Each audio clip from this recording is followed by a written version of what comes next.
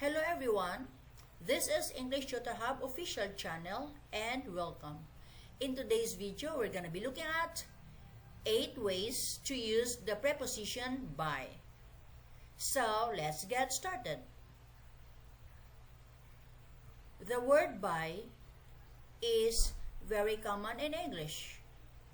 It can be used in lots of different situations and contexts. It is mostly used as a preposition, but it can also, in fact, be used as an adverb. In this video, I explain the common uses of by as a preposition. By plus place. By plus place. The meaning is beside, at the side of, next to, close to. The meaning is beside, at the side of, next to, close to. Examples: the house is by a river. The house is by a river. David lives by a train station. David lives by a train station. I would love to live in a house by the sea. I would love to live in a house by the sea.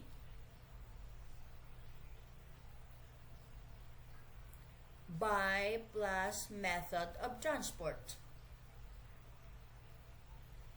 This structure describes how you travel somewhere. This structure describes how you travel somewhere. By plus train. By plus train. By plus car. By plus boat. By plus plane. By plus taxi. By plus bus. By plus coach. Examples: David went to Manchester by train. David went to Manchester by train. I go to work by car. I go to work by car. My parents often go to France by boat. My parents often go to France by boat. Our children have never traveled by plane before. Our children have never traveled by plane before. By plus method of communication. This structure describes how you communicate with someone. This structure describes how you communicate with someone. By plus telephone. By plus telephone. By plus post. By plus email. By plus fax.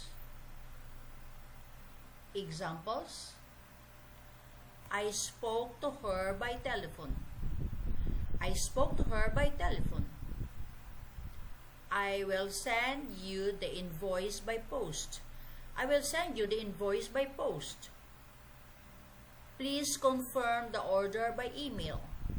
Please confirm the order by email. By plus method of payment. By plus method of payment. This structure describes how you pay for something. This structure describes how you pay for something. By plus credit card check. By plus credit card check. Examples: we paid for the computer by check. We paid for the computer by check. Can I pay by credit card? Can I pay by credit card? Note that we do not use by for cash payments. Note that we do not use by for cash payments. We use the preposition in. We use the preposition in. David paid in cash for the newspaper. David paid in cash for the newspaper. It is also possible to omit the preposition completely, particularly in spoken English. It is also possible to omit the preposition completely, particularly in spoken English. David paid cash for the newspaper. David paid cash for the newspaper. By and the passive. In the passive voice, by indicates who is doing the action. In the passive voice, by indicates who is doing the action. First, let's look at a sentence using the active voice.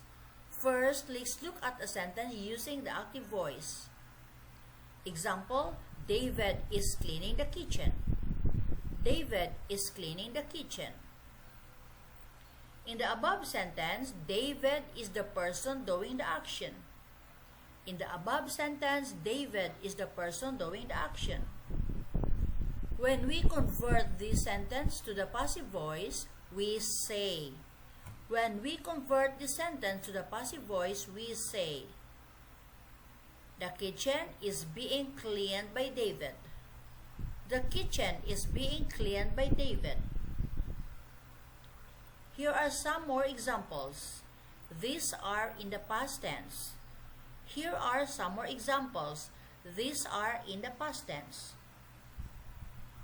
Sarah wrote the book.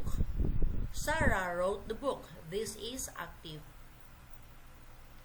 The book was written by Sarah. The book was written by Sarah. This is passive. Our school organized the concert. Our school organized the concert. The concert was organized by our school.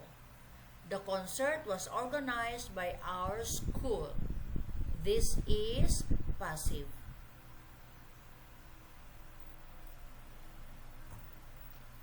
By plus reflexive pronoun. By plus reflexive pronoun. By plus myself. By plus myself. By plus yourself. By plus himself, herself, itself. By plus ourselves.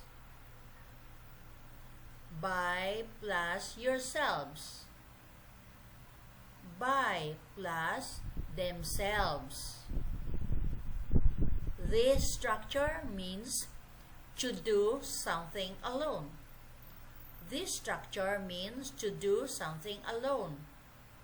Examples: I enjoy reading by myself.